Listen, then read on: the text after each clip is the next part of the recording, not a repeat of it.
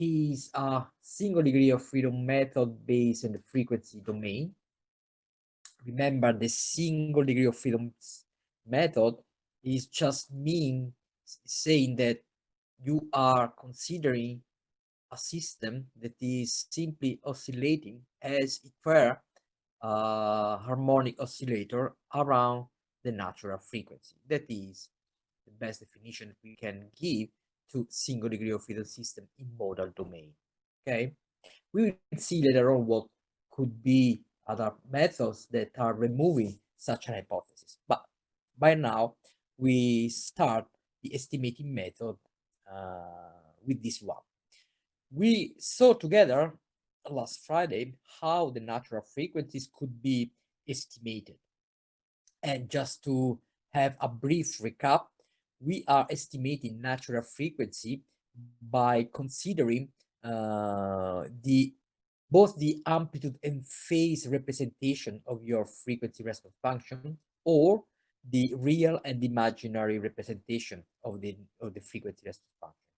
When we are dealing with the amplitude and phase, we have to check that corresponding to one peak of resonance of the amplitude of the frequency response function, we are in the condition that is a quadrature condition. That is, your phase angle is, let's say, half pi or multiple of this angle. Okay, when we are referring to the real and imaginary part of the frequency response function, then we have to be sure that the real part is crossing a zero, whereas the imaginary part is having or a maximum or a local minimum. Okay, if those conditions are met, then we can say that the frequencies at which those conditions are happening is or are the natural frequencies of your system. Then the next step is the damping ratio. The damping ratio could be estimated by considering the system excited by an harmonic oscillations. Okay, so we find out last class how it could be possible to estimate the power that your damper is dissipating when the system is excited by that harmonic excitation. Harmonic excitation that has a frequency omega, whatever it could be, and we find out the expression of that power that could be dissipated. We also find out that this power is frequency dependent. That is, there is a sensitivity of the dissipated power with respect to the excitation frequency.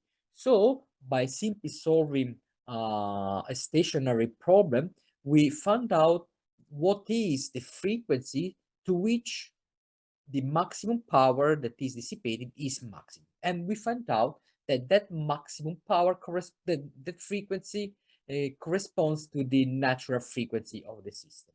And then we also went deep into such a problem and find out what is or what were the frequencies to which the power dissipated by the system by that harmonic when excited by that harmonic oscillator or loading is half of the maximum power. And we found out that these frequencies are actually true around the natural frequencies, and the expression is given you by the first equation that you can see now on the screen.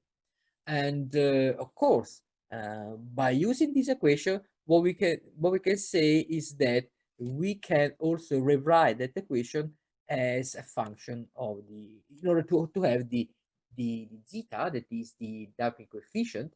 And indeed, we can have a very easy way to estimate the natural frequency just by using this equation, that is the typical equation that is used within the half power bandwidth method or peak peaking method. Okay, we can also consider that these two frequencies, what we call omega 1 and 2, that is the half power frequency, can also give you the information of the natural frequency itself. The estimate of the damping ratio is very easy once we know the half power frequencies. Now the point is that how can we obtain these half power frequencies? Is there an easy way to get them from the experimental investigation? The answer is yes, and now I'm going to tell you how to estimate your half power frequencies. We can follow two approaches that are based on the two different frequency response function representation. So let's start when we are considering the problem in estimating the half power frequency omega 1 and omega 2 from the amplitude of your FRF. Okay. Remember, we can rewrite so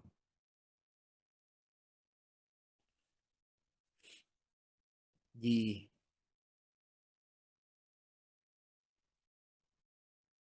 amplitude, the square of the amplitude of the FRF as this equation.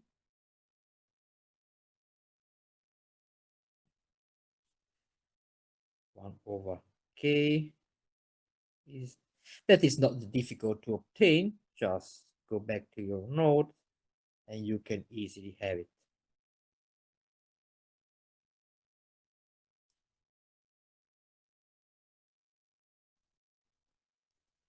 Okay, omega square, sorry, omega over omega n square.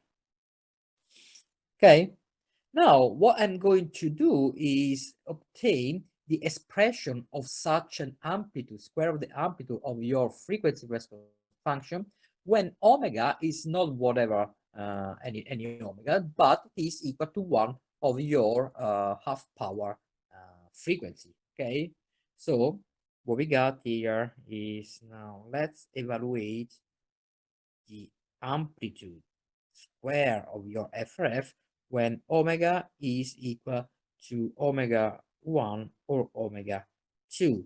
This specific value of the frequency response function is called the half power frequency response function value. So it is equal to h omega square. So let me write that here, 1 and 2, that is the half power.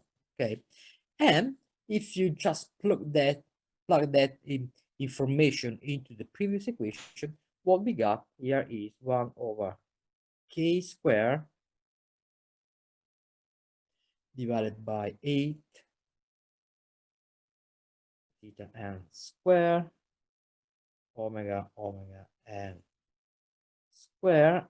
And of course, we have to evaluate that when omega is equal to omega 1 and omega 2. Okay, and by plugging those numbers, then what we got here is that your h of omega 1 and 2 square, that is your half power frequency response function, is equal to 1 over k square 8 theta n square, and then 1 plus 2 theta n square negative plus 2 theta n root square 1 plus theta n square. Okay, that is what we got. Now, if we are assuming that your damping coefficient is not that large, we are referring to lightly damped structure, what we can say is that this contribution and this contribution is a higher order term. Okay, therefore it could be, these two contributions could be neglected. Okay, thus what we can say is the half power frequency response function square is practically equal to 1 over k square divided by 8 theta n square. Okay, Now, and now is coming the best part of the approach. When you evaluate your frequency response function square, okay, maximum, that is your h of omega when omega is equal to your natural frequency, okay, what we got here is that this value is 1 over k squared divided by 4 theta n squared. And then we are done, because what we are saying is that your h evaluated at the half power frequencies, okay, amplitude, is equal to the value of the amplitude, that is the maximum value when considering the frequency equal to the natural frequency, divided by 2. Okay, sorry, we have to include the squares.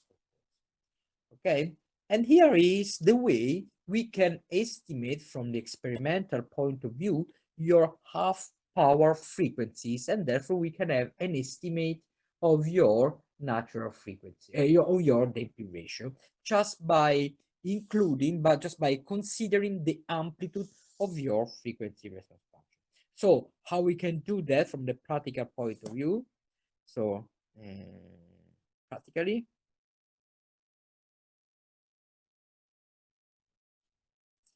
let me consider your whatever FRF, okay, that you got using your H1, H2 estimator.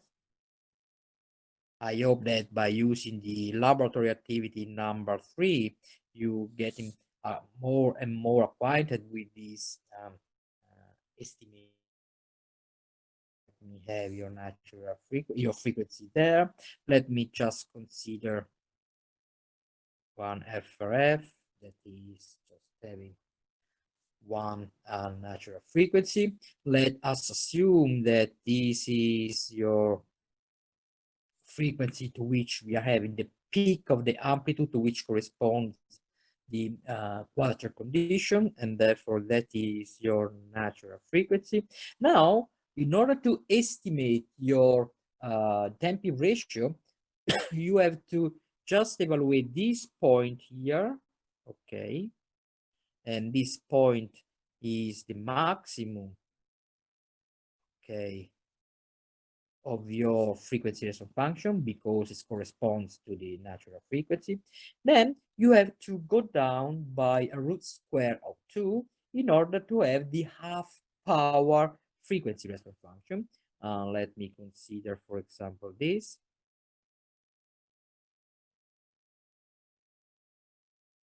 Let me assume that that is your half power frequency response function, okay, and that is going down by root square of 2. So your amplitude of the half power frequency response function is equal to your maximum divided by root square of 2, okay, or if you want, that is a negative 3 dB reduction of your amplitude, maximum amplitude frequency function. And this reduction is telling you what are the two frequencies to which corresponds the half power dissipated by your system. I know what happened. Okay.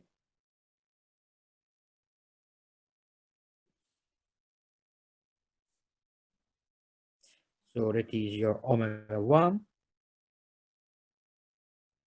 and that is your omega 2. Okay. So once you got it, your damping coefficient corresponding to the nth natural frequency is simply omega 2 negative omega 1 divided by 2 omega n. Okay. It is a first order approximation, of course, but is quite good. Okay, if no approximation, we would have the coefficient, damping coefficient would be omega 2 plus omega 1 divided by omega 2 negative omega 1 divided by 4 omega n squared. Okay, but the generally what we are using is this formula, that is the half power boundary methods for the estimate of damping ratio. Is that clear for you? Do you have questions? Please ask me now.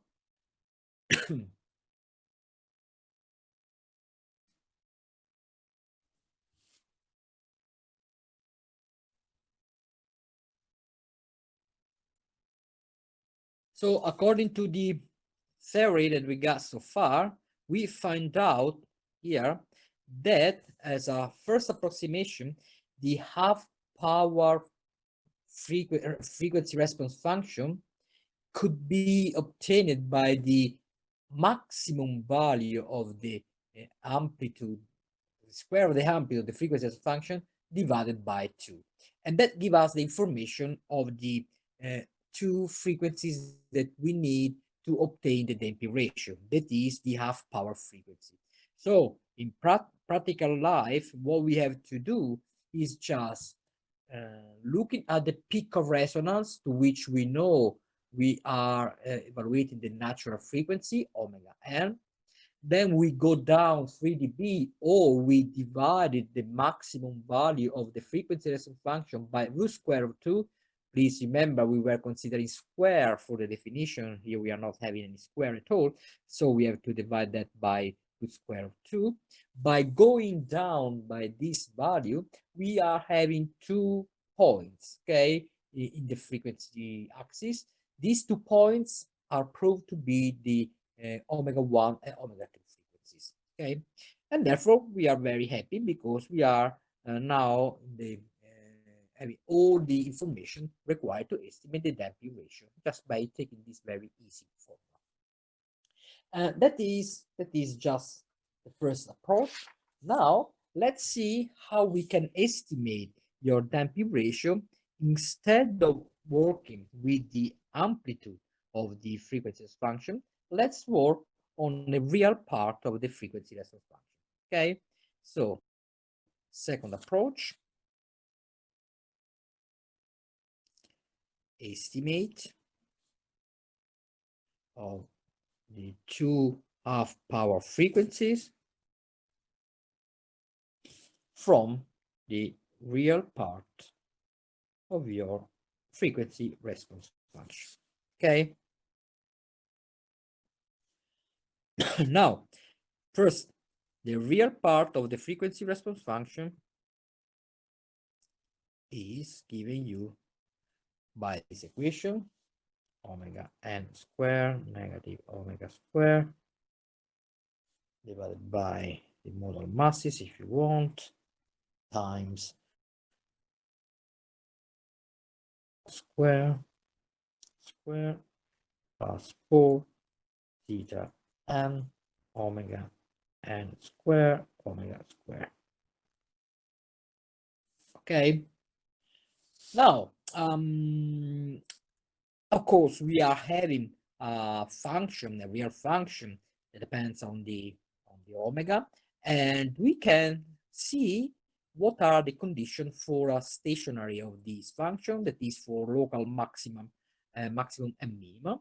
In order to solve for this problem, let me solve for this equation, that is, let me find out what is the derivative of your frequency response function with respect to the running frequency omega, and set this value equal to 0. Okay, you can easily do that by yourself. The solution of this equation is this one, omega n square negative omega square square negative 4 theta n omega n square omega square equal to 0. But we already met this equation because that equation, this equation is the same as the one for omega 1 and omega 2, okay? And therefore, we find out that, therefore, the local maximum or and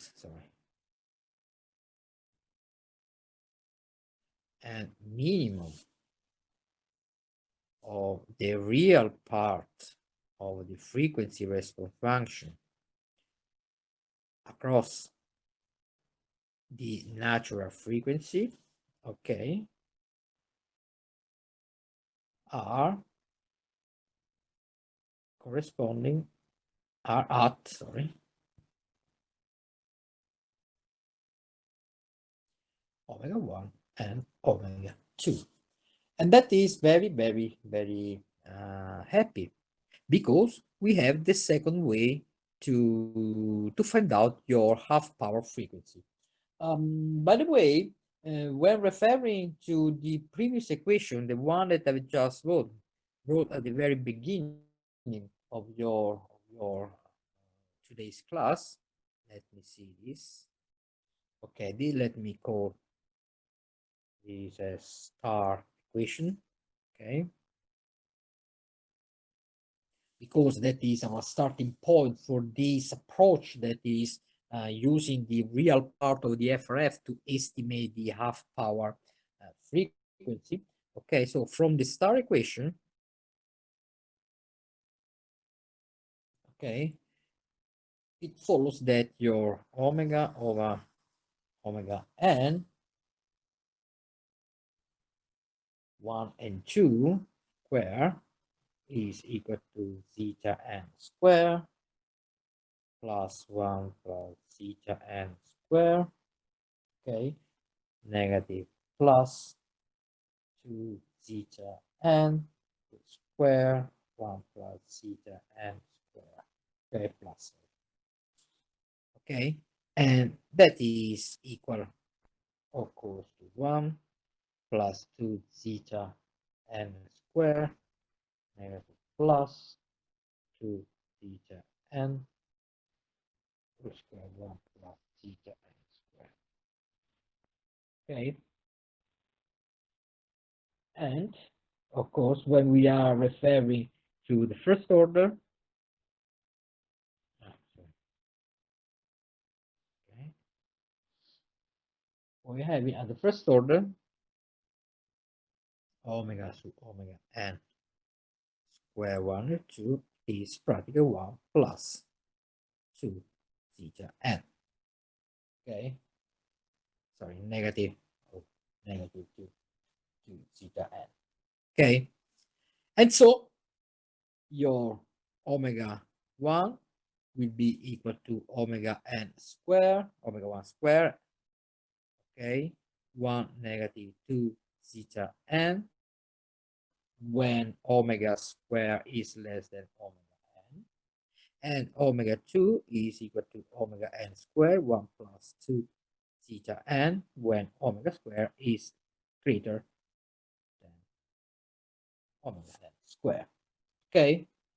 Because of that, we also have a first order approximation. Please note also here we have a first order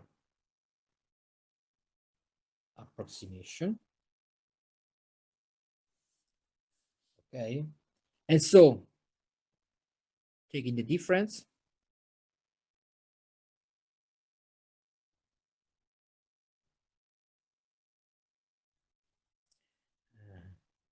between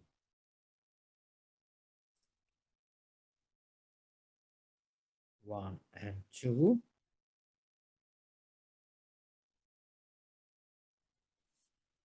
what we got here is zeta n is equal omega 2 plus omega 1 times omega 2 negative omega 1 divided by 4 omega n square. Okay. And by considering that omega 1 plus omega 2 half is practically omega n, that is an approximation, it follows that your coefficient, damping coefficient, theta n, is omega 2 negative omega 1 divided by 2 omega n. And so we got the same result as we already had before, but now using the real part of your frequency response function. Okay, so in real life, what we got here is practically, let me consider once again your frequency response function plot, this time the real part. So we got your omega, here we got the real part of your frequency response function. Okay, it is something like that, for example. Okay, so we already found out that the crossing of the real axis, okay, the x-axis is your natural frequency. Okay, so the local maxima and minima now are giving you the other two information that are missing. Okay, that is your half power frequency. So that is your omega 1, sorry, and that is your omega 2. Okay, just by looking once again at the real part of the frequency response function. Okay, and so we can have the information once again that your damping coefficient corresponding to the nth mode that we are evaluating, once again omega 2 negative omega 1 divided by 2 omega n. It is a very easy equation to remember also when down in the laboratory taking your test, performing your test. Okay, do you have any question? So for the estimate of your damping ratio, we can follow two approaches. The first one is considering the real part of your frequency response function, and the other one is consider the amplitude of the real frequency response function. When referring to the real part, here we got a plot. Just look across just look around the neighborhood of your natural frequencies. The real part should have zero crossing, therefore we could have local maxima or minima. Those local maximum and minima are telling me what are the half power frequency, namely omega 1 and omega 2. And therefore we can estimate the damping ratio using the same formula, this formula that we consider so far. When referring to the amplitude of your FRF, here we go. We proved that going down 3 dB from the maximum value of the amplitude of the frequency response function, we can identify 2 points, 2 frequency points, and these 2 frequency points are the omega 1 and omega 2, and therefore apply the very well-known equation. Now, what if I am using, for example, accelerometer in our analysis? Okay. What if, so the question is, what if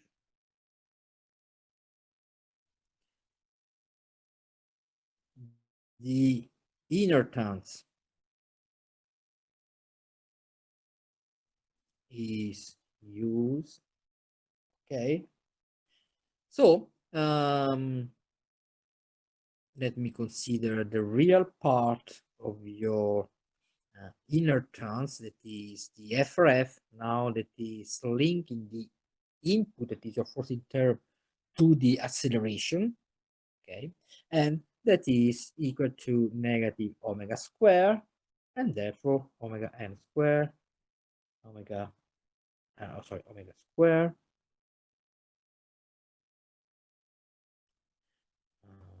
divided by the molar masses, and then omega n square negative omega square plus 4 theta n square omega n square omega square.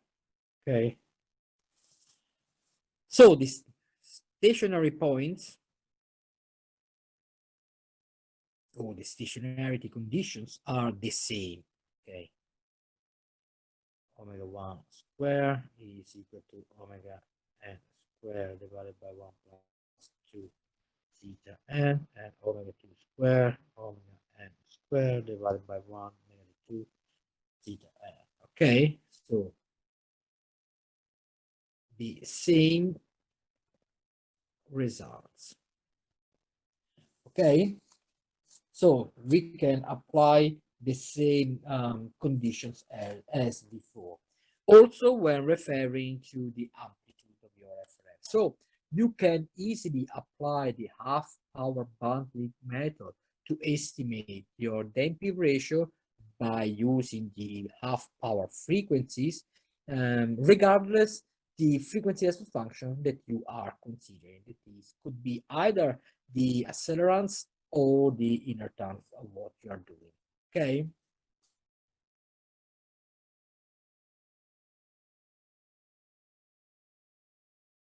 I'm here.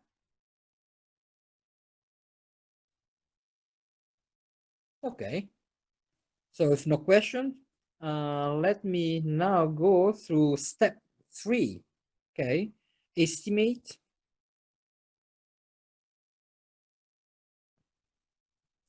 of your mode shape. Okay, so the nth eigenvector or nth mode shape of your system. Okay, in order to do that, we have to remember that from the experimental point of view, we are the FRF available in our analysis.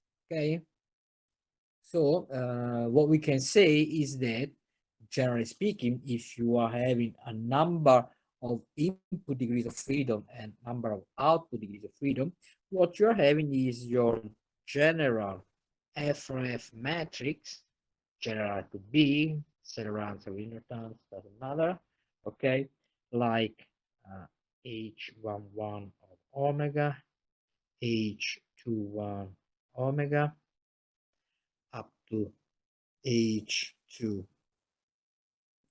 and O1 of omega, okay, then H21 of omega up to H, oh, sorry, not 2 1 1 2,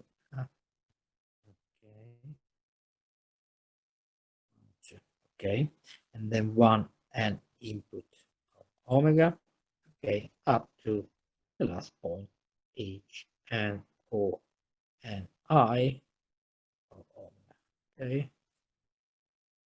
Once again, B and O is the number of output degrees of freedom, and I is the number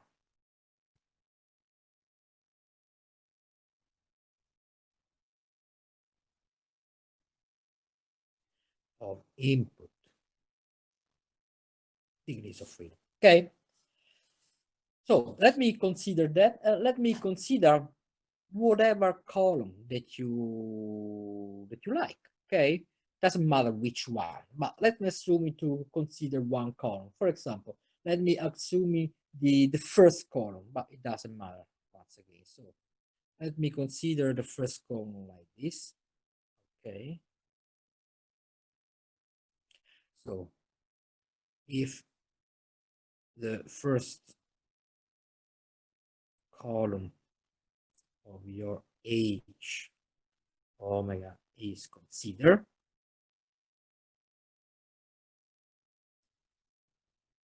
what we are having the H11 omega h21 of omega up to the last one, okay?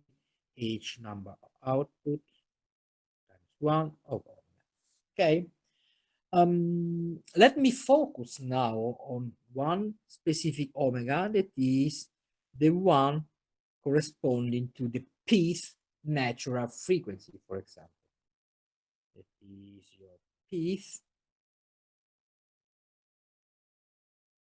natural frequency, okay? And because we are there, if you evaluate your h11 of omega when omega is equal to the pth natural frequency, okay, it happens that your generally complex function of real variable omega, that is your real h11 of omega plus j imaginary h11 of omega, evaluated when omega is equal to the pth natural frequency, is equal just to the imaginary part, okay? So it is equal to just to j imaginary part of your h11 of your omega n pth, okay? Because the real part is, of course, 0, okay? Now let me call this as your j h11 of omega n pth, whatever, with a subscript I, meaning that I'm considering the imaginary part of that frequency response function, okay? Just to have such a notation. So when we are now comparing that equation with the one that is containing the information of the mode shape, okay, what we are saying is that your h11 of omega, when we are at the pth natural frequency, remember, it is equal to phi I p mode shape, phi j p mode shape divided by 2j omega n p zeta p, sorry, got a square here. Okay, remember, I am considering normalized mode shapes. Normalized mode shapes. Okay, and the subscript I or j are referring to the I or j component. P, this in parentheses, is of course the mode order, mode index P. Okay, now if we compare the twos here, what we got here is that your phi first component of the P mode times your first component of the same P mode divided by 2 omega n p square and times the coefficient zeta p, that is equal, according to what we got so far, to negative h11 imaginary, because that is the only one, evaluated at the natural frequency p. Okay, and because of that, remember, we were setting up a procedure to estimate your mode shapes. We can say that your first component of the P mode could be written as negative 2 zeta coefficient, of course, omega P divided by the first coefficient, the first component of the P mode times your H1 omega and P imaginary. Can you comment what we got so far? please remember, we already estimate the P's natural frequency, okay, from the previous steps. Also, the natural frequency have been, also the density ratio have been estimated. So this equation is quite a good equation, but I would like you to discuss what we got so far. Can we use that equation? Do you feel that there is something strange in that equation? Remember, we are trying to estimate the Morse shapes, okay, once we know the frequency response function. Can you comment it? Can we use that equation?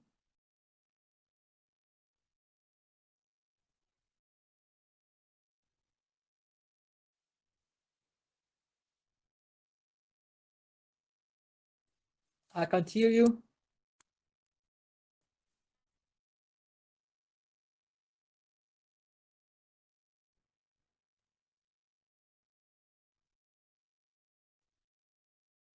You don't have any discussion to share with your colleague?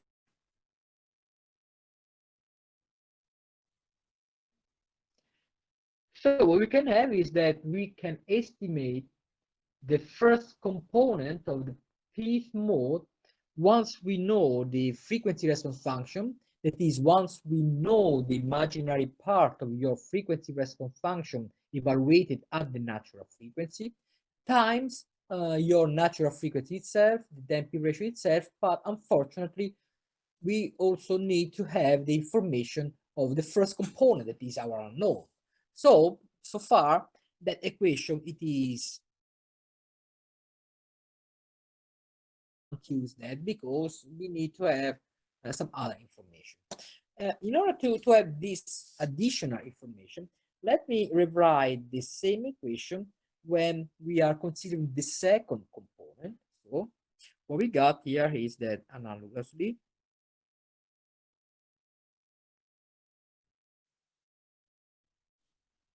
your second component of the same P mode could be written as 2 Cp omega n P divided by phi 1 P times your um,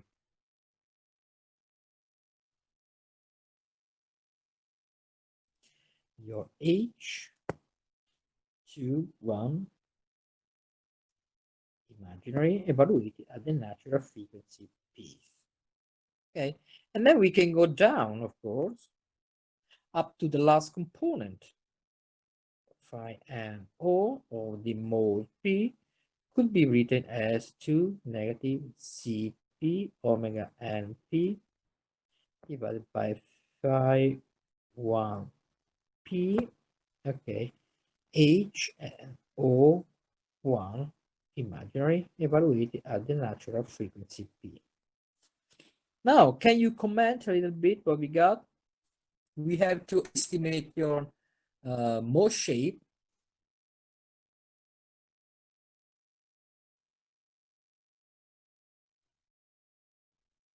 Do you have a clue?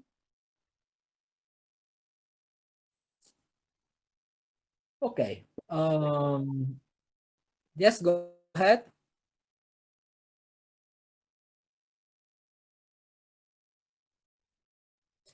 Okay, if there are no clues so far, I give you 10 minutes break, okay, so that you can think a little bit about what we covered so far, and then we keep going in discussing what we have.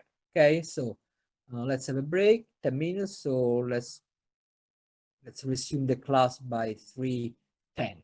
Okay.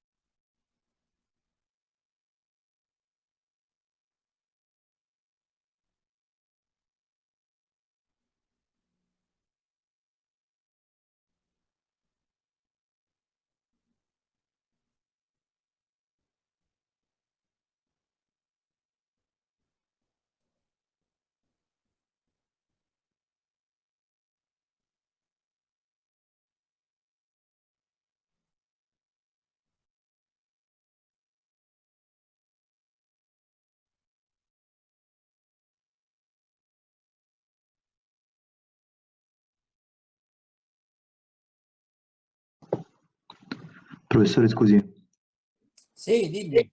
sento una domanda, non ho capito una cosa, ma perché nella prima equazione, avendo, diciamo, due volte la stessa componente del modulo, non abbiamo tipo, abbiamo risolto facendo la radice quadrata, quindi trovando la φ1, la prima componente, e poi a cascata risolvendo tutte le altre? Perché Nel abbiamo... campo dei numeri, nel campo dei numeri reali c'è un problema riguardo il segno, ok? Ah, Nell'ambito dei numeri complessi il modo può essere complesso, ti perdi completamente la fase facendo questo, ah, ok, ok? E ok, quindi perfetto. ecco perché diciamo un po' come abbiamo fatto con lo stimatore, ti ricordi? Mhm. Facendo il rapporto tra le power spectral density dell'output rispetto all'uscita, c'hai il modulo al quadrato, ma non c'hai tutta la FRF, c'hai Ah, tutta ok. la frequenza. Ok? Stessa Sì, cosa qui, abbiamo grandezze complesse in genere. va bene, grazie. Prego. Your students were asking why, considering the first equation on the screen, we are not taking the root square of that in order to have simply the first component of the pth mode. The reason why we are not having that is that because your mode is in general a complex one. So by taking the root square, you are just having information of the amplitude of that, but you will completely miss the phase of the mode. Okay, so you can't take that. And also, if the mode could be real one, then by taking the root square, you are missing the sign. That is the real view of the missing the phase of your complex quantity. Okay, so that's the reason why we can't take the root square of that, and we have to write this set of equations that I just wrote. Okay, so let's resume our class.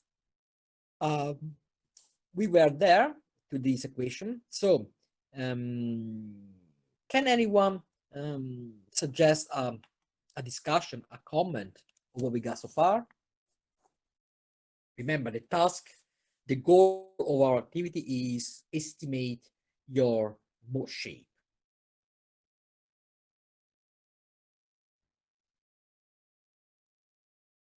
According to what we got so far, any comment from the audience? Potremmo fissare la prima componente del modo, non so, forse come una condizione di normalizzazione?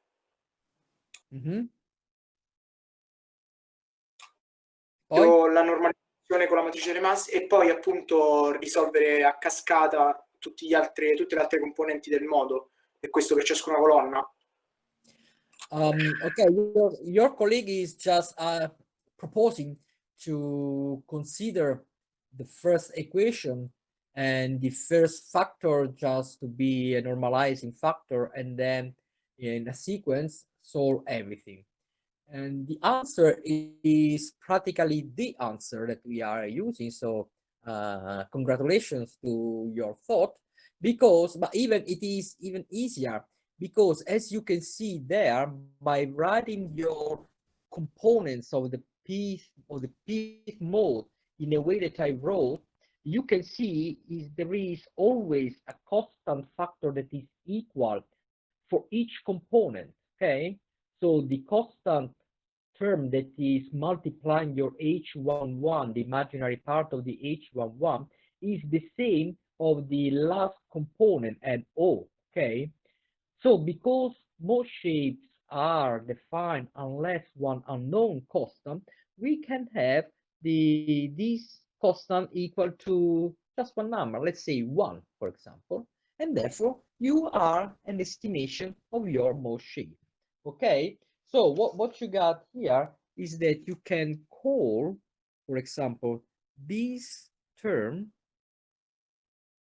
as a constant that is just depending on the mode shape P. We have the same constant there, and we have the same constant there. Okay, so what we got here is that you can estimate your components of your phi modes only from the information of the imaginary part of your FRF evaluated at the p natural frequency, at the corresponding p natural frequency.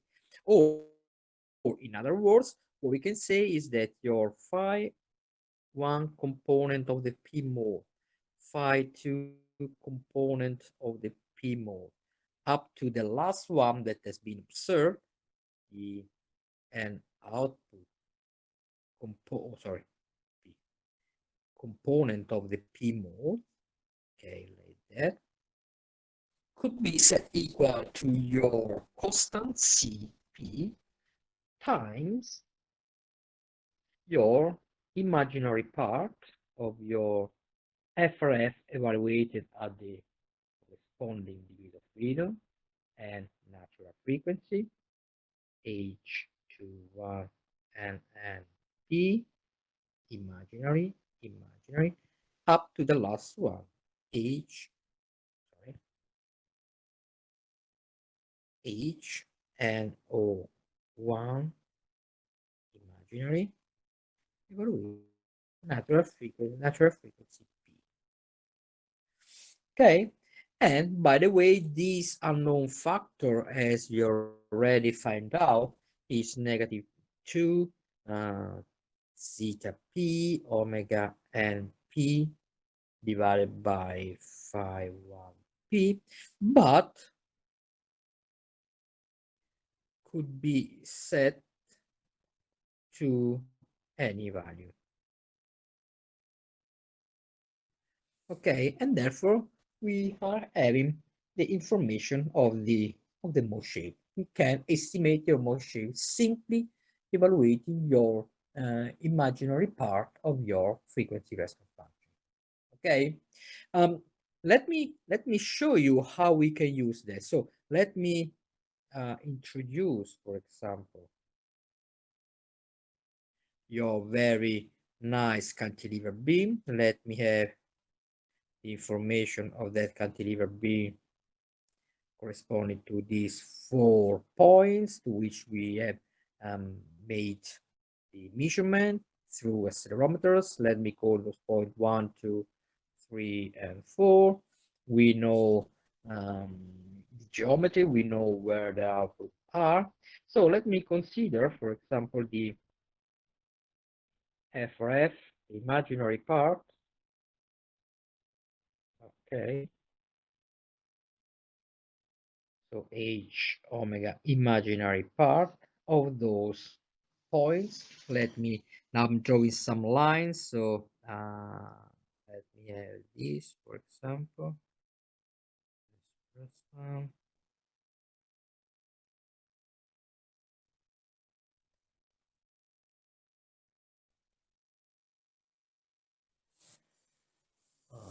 This is the first one.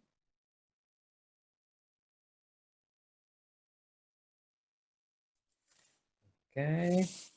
Then, for example, we are having this one.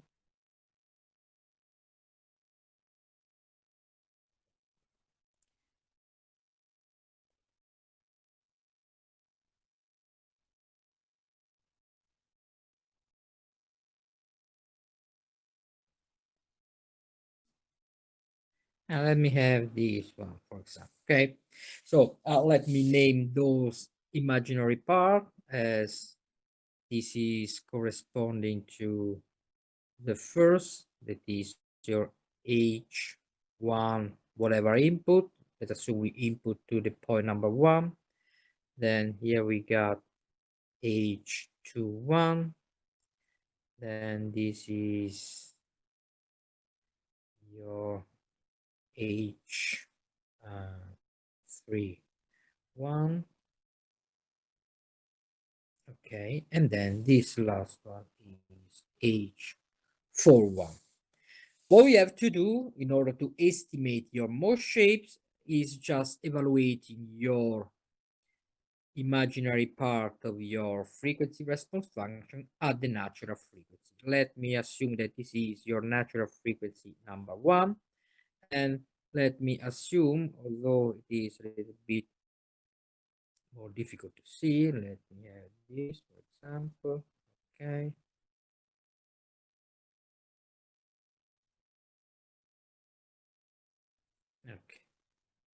and that is your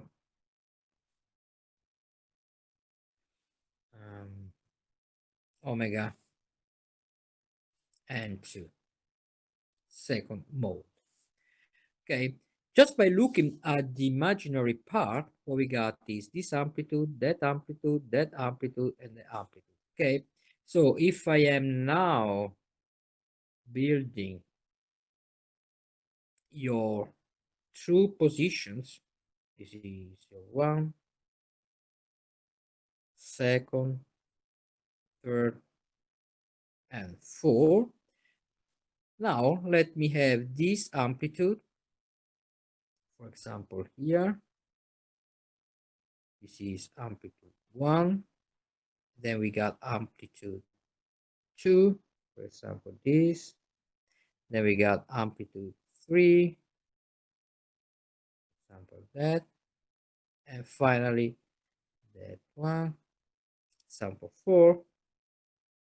And therefore, your mode shape could be identified by following this line. Oh, sorry. That is your typical mode shape behavior like that. Okay, that is first mode. Okay, if you redo the same with the third, with the second mode shape, for example, okay, here of course we are having your ith component of the first mode. Then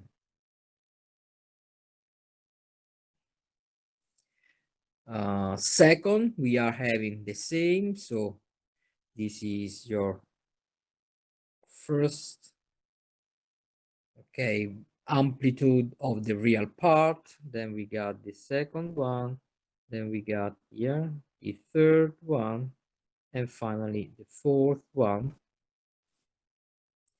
So same point.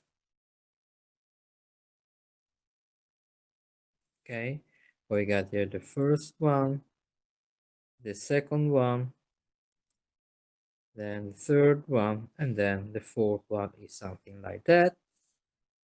And therefore what you got is, and that is your second mode. Okay, can you see how we can practically use this approach in order to estimate your model parameters, specifically your mode shape? Okay, so starting from these very easy equations, okay, from the very beginning, that is, let me evaluate your frequency response function at the frequency equal to the natural frequency. What we can find out is that your mode shape corresponds to the real part, to the imaginary part of your frequency response function evaluated at the natural frequency. Okay, and that is a very easy example of what we can have. Okay, this is the imaginary part.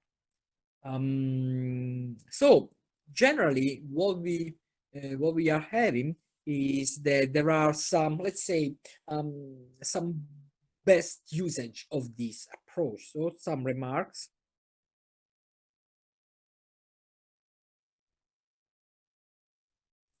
So what we can say is that generally omega 1 and 2, that is your half power frequencies, are estimated from the real part of your H omega. Okay, why that? Because they are corresponding to the local maxima and minimum, so it is much better to have sometimes. Okay,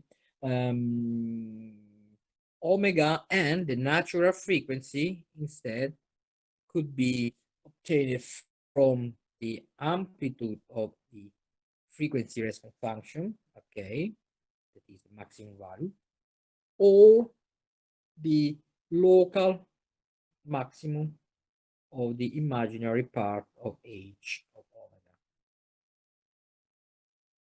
maximum or minimum, according to what is the state. Okay, this is the first remark. Second remark is that the Moe shapes, or if you want the residues, and the damping ratio, okay, are strongly dependent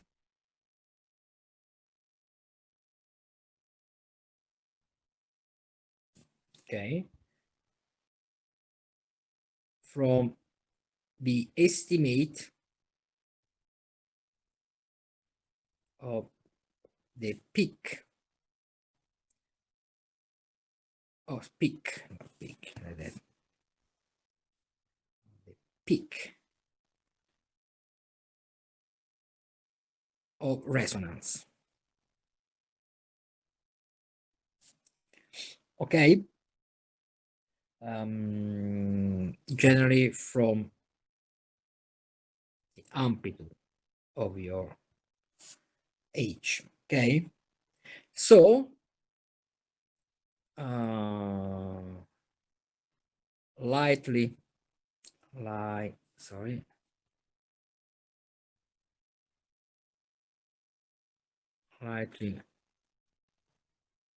damped modes,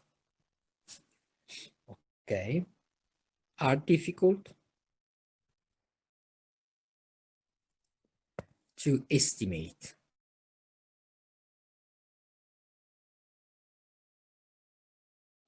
That means that there are lots of changes. There is high sensitivity of the amplitude of such frequency as a function to the change of the natural frequency. Okay, and moreover, we are also having very few frequency points to consider when dealing with this evaluation of the maximum and minimum, because the damping is very, very low, and therefore the decay rate is very, very slow. Okay, so we need a lot of time to estimate your overall frequency domain properties of your signal. Okay. The third remark is that the single degree of freedom hypothesis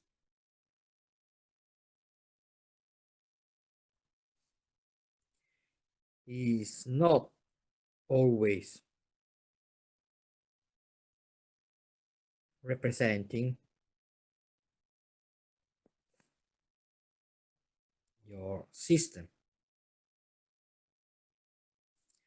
Okay, and therefore we can have some other approaches. That is, for example, when we are considering the amplitude of FRF of such a system, for example, like that, okay, that could be reviewed as the summation of this single harmonic oscillator, that one, and so far and so forth. Okay, so there is a strong coupling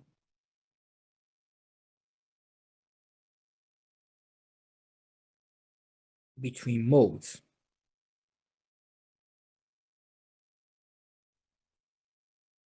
Okay. If you have another condition like this,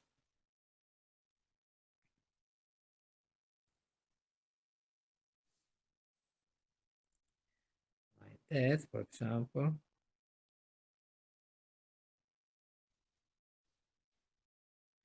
so when referring to the single harmonic oscillator, what we can see is that the two modes are barely influencing the others, okay? And therefore here, but also there, single degree of freedom hypothesis is good. Okay, because there is an influence, but of course this influence is not that much.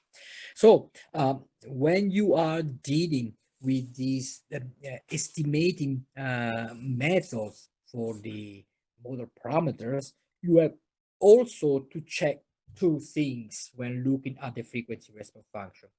The first one is what is or how many modes are closely spaced one each other, and what is the expected value of the damping ratio. By the way, the damping ratio could be, let's say, very easily estimated through this distance, this spread, okay?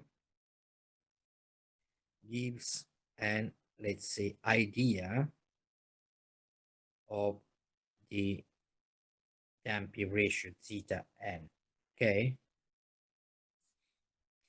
Because we saw together that going down by 3 dB from the amplitude, maximum amplitude, we have information of the peak. So the larger is that interval, the greater will be the damping ratio, and vice versa, of course. So when we are looking at your system through the representation of the amplitude of the frequency response function, okay, if this frequency response function is characterized by distant modes, let's say the peak resonance are very well separated, and the damping ratio is quite low, but not that much, then the single degree of freedom methods, the peaking method or the half power bandwidth method, could be applied with very limited errors induced by the single degree of freedom hypothesis. Okay.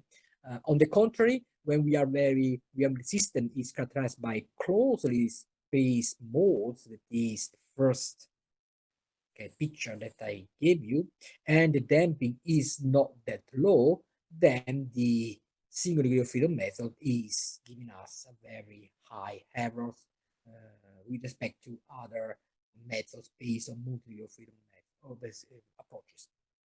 Okay. So that's it for this approach. Do you have any questions about that? Okay, so we saw together the single degree of freedom method that is operated in the frequency domain. Now I would like to show you another single degree of freedom method for estimating the model parameters, but this time in the time domain. Okay. And this method is called logarithmic decrement method.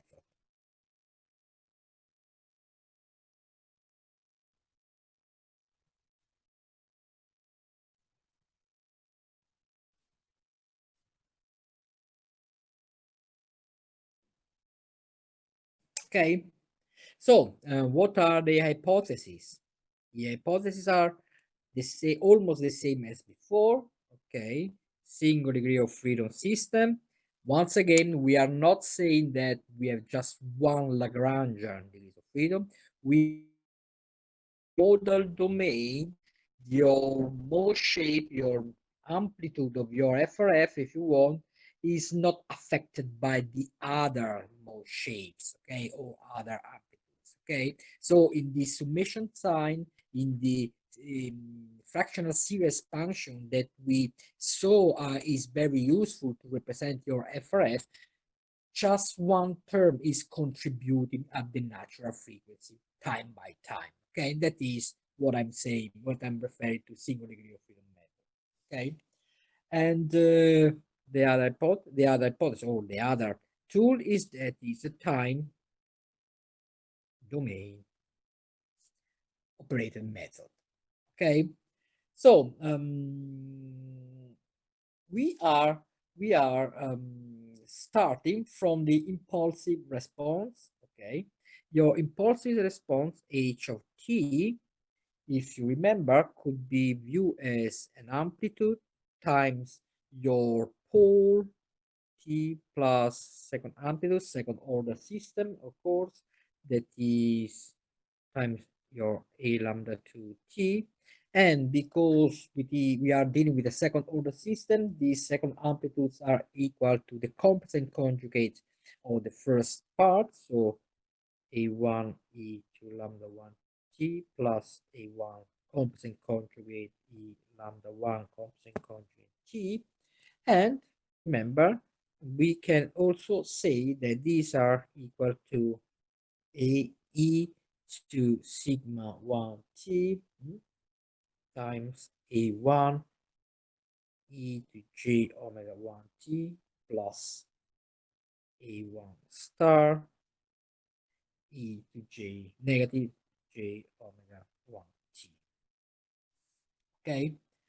How we can have them? The impulse response functions are obtained, okay, from an exponential decay, okay, to which correspond an impulsive response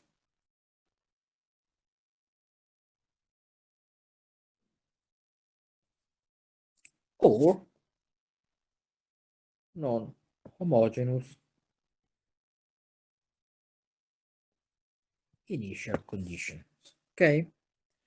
For example, when we are referring to the impulse responses, remember your xt is the time convolution, so the integral from 0 to whatever time, your impulse, okay, or whatever that could have whatever shape and a duration t, okay, so t negative tau, your impulse response function, okay, or tau times the tau.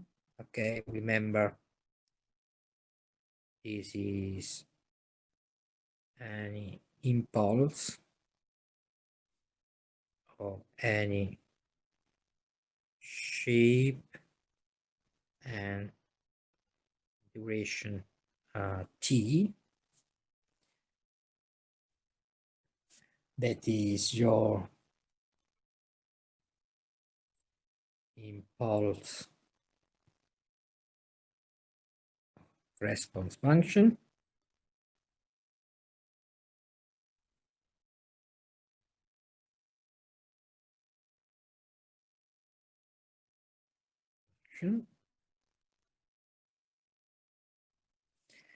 Okay, and if your I of t is equal to an impulse, okay, what we got here is that your x of t is just equal to the amplitude, unitary in this case, times your impulse response function, in which your h is equal to 1 over m omega d. Generally, d omega d is the time natural frequency times to e negative zeta omega n t, okay, sine omega d t, okay, omega d damn natural frequency. You should remember that, but however, I can write that for you. Okay. If we are instead considering your response from non-homogeneous initial conditions, okay, what we are having is, so let me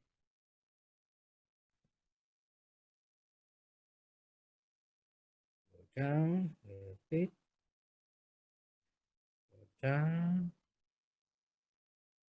So we're referring to your system is okay, controlled by the very well-known equation like this.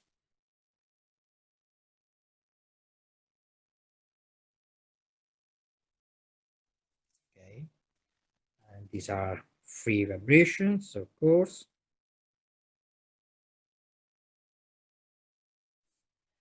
And let me consider, for example, the case which your initial displacement is equal to 0 and the initial velocity is 0.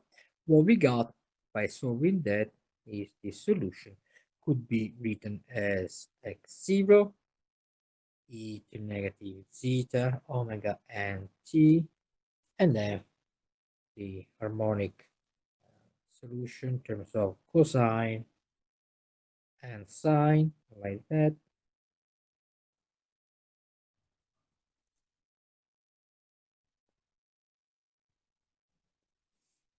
Or we can put the things together with a phase angle.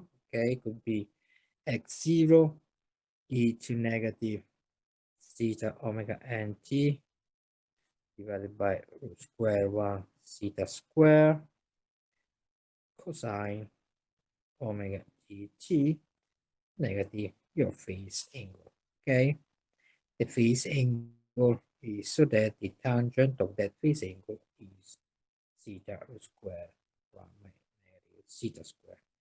Okay, so this is of course a refresh of the information that you should know, but the main message that I'll give you is that we can start this logarithmic Dekkerman method just by considering the exponential decay of your whatever system, and this exponential decay could be viewed as or the impulsive response or as a result of the free vibration with non-homogeneous initial condition. That could be either on the displacement or on the velocity, it doesn't matter. So regardless now how we got these exponential decay, okay, what we can say now is that we can write the solution. So regardless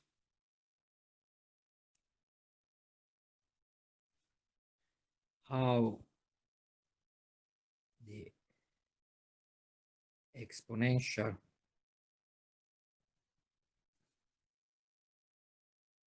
decay is obtained,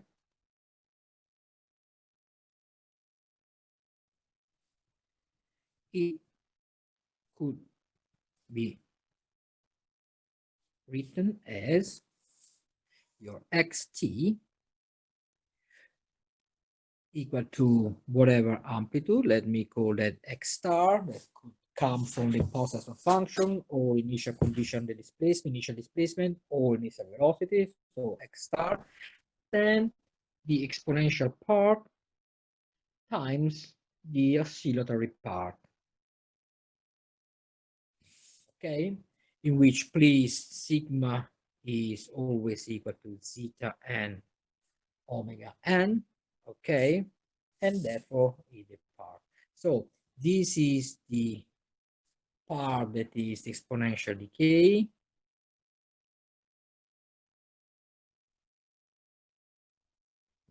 And that is the oscillatory part.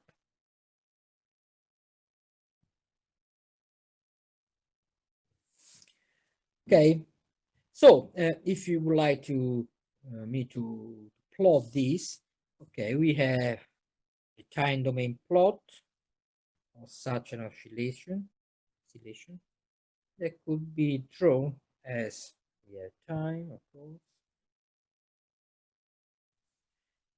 Here we have our response, whatever, and that is something like this.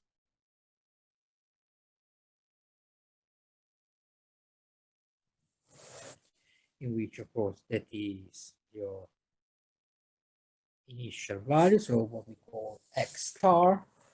Then we got the decay.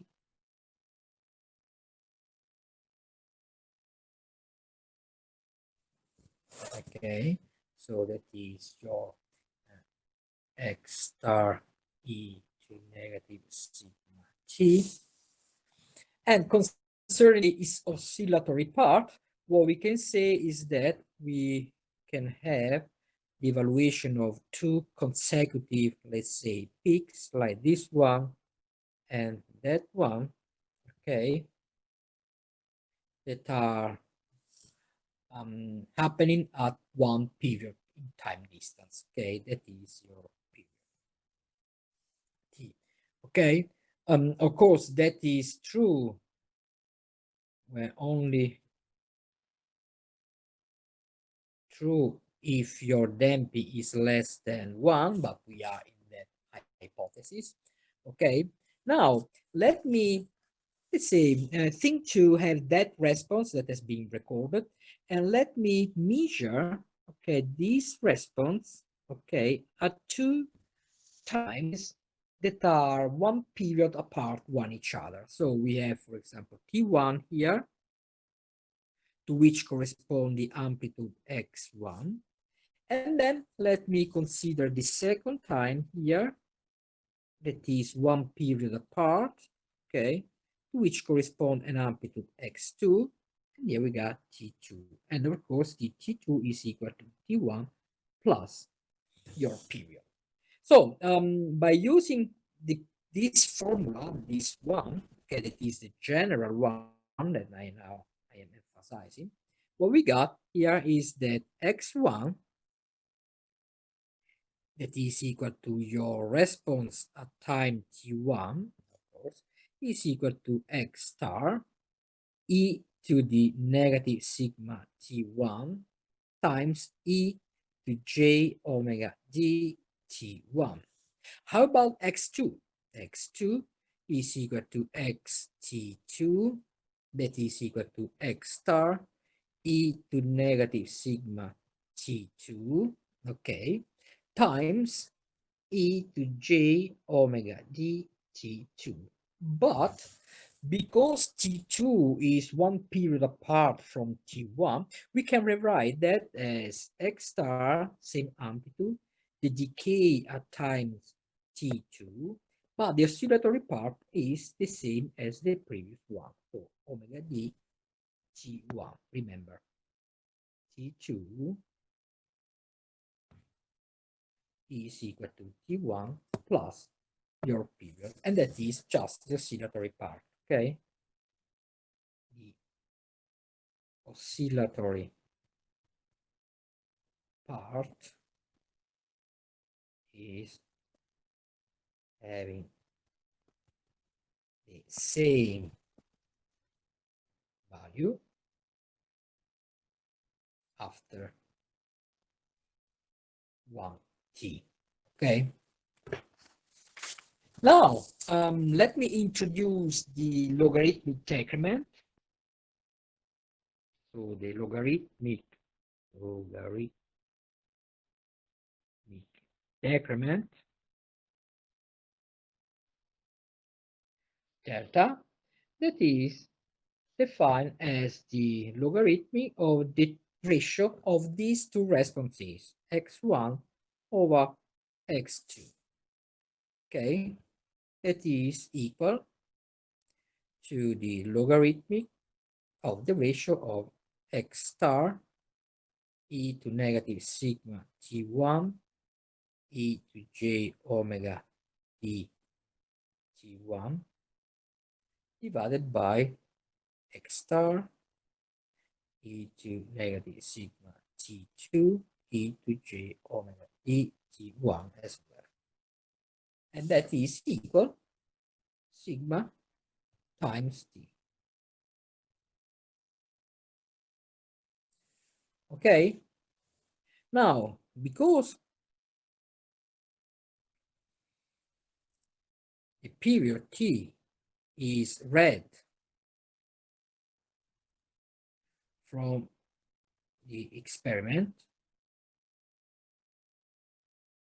we can read it in the chart, and because t is equal to 1 over f t, the frequency, the damp frequency, that is equal to 1 over omega d divided by 2 pi, that is equal to 2 pi over omega n root square 1 negative zeta n square, it follows that your logarithmic decrement is equal to zeta omega n times 2 pi divided by omega n root square 1 or negative zeta square.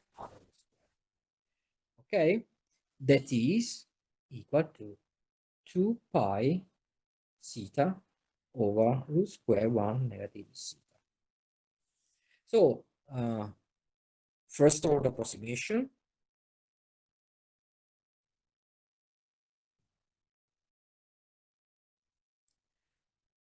Okay, is telling me that your damping ratio is equal practically to my logarithmic decrement, that is a quantity that I'm reading in the experimental data, divided by 2 pi. And that is another very, very nice formula that we can have in time domain methods. Then, by measuring your period, omega n is estimated, okay, by using the equation that we already discussed before, okay. Generally, in order to have, generally what we got is that we would like to have a good accuracy in our estimate, and just by considering one period that is leading to low accuracy, because you can have a lot of uncertainty in identifying that period.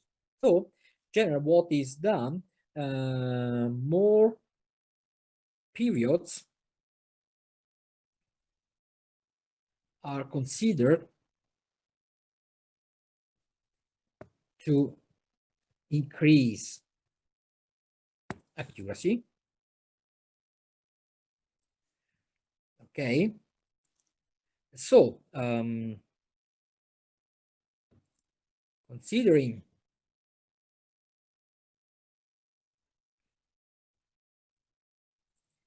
n cycles that you can see from your response, okay,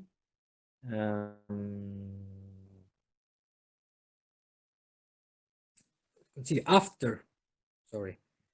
after n cycles, the amplitude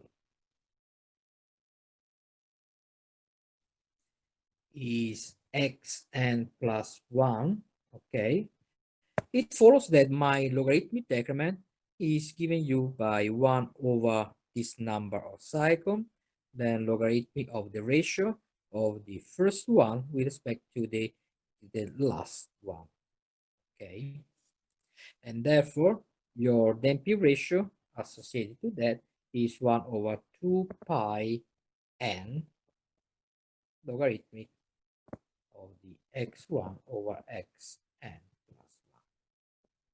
Okay, and that is the general formula that we can use to estimate the damping ratio. So in this approach, we can't have the information of the mode shape because it is a pure single degree of freedom system compared to the peak-picking method that operates in the frequency domain. Okay, so remarks on the method are that first, if the response, I don't know,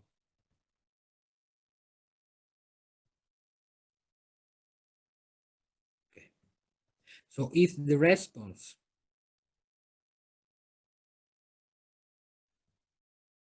is composed by more modes, okay, then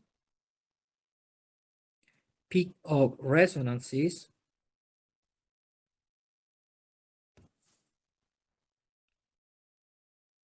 sorry, not peak of resonancy, sorry, that's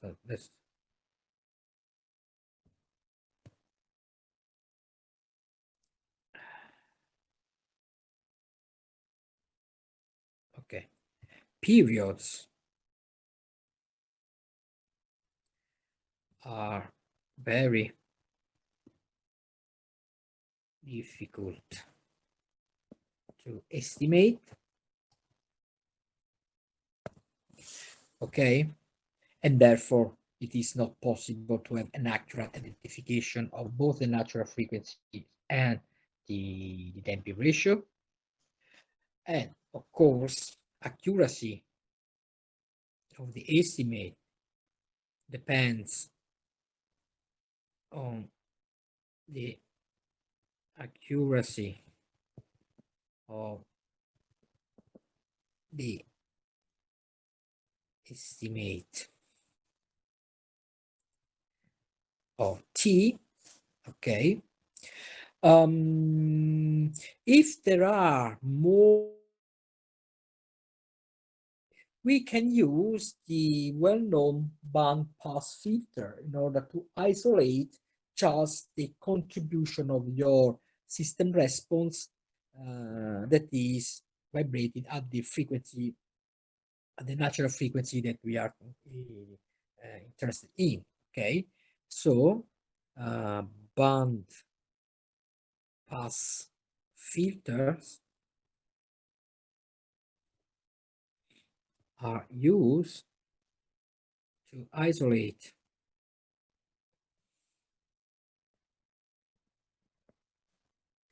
natural frequencies, okay.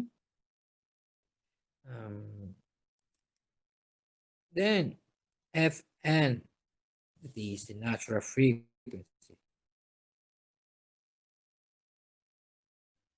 and corresponding damping ratios are difficult, generally speaking, to estimate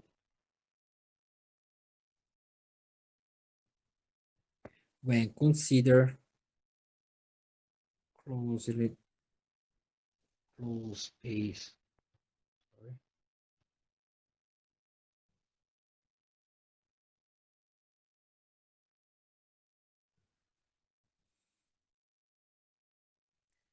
Space modes. Okay. And in that case, models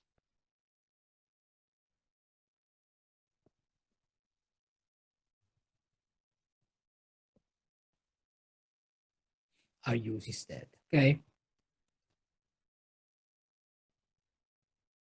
And modal appropriation methods are those that are based on the excitation of the system at different frequencies. And see that your response and the input are in the quadrature condition, that is the signal that we are at the natural frequency of the system. If you are having a very good excitation system, you can excite the system very, very, very precise frequencies. Okay, that's it for today. So today we end the description of the peak picking methods, or half power bandwidth method, that is estimating method for modal parameters that relies on the single degree of freedom hypothesis in modal domain and operates in the frequency domain. And the other approach is the time domain based method, single degree of freedom method itself. It is called the logarithmic decrement technique. And within this method, we can estimate both the natural frequencies and the damping ratios, but we are not in this formulation, we can't estimate any mode shapes at all.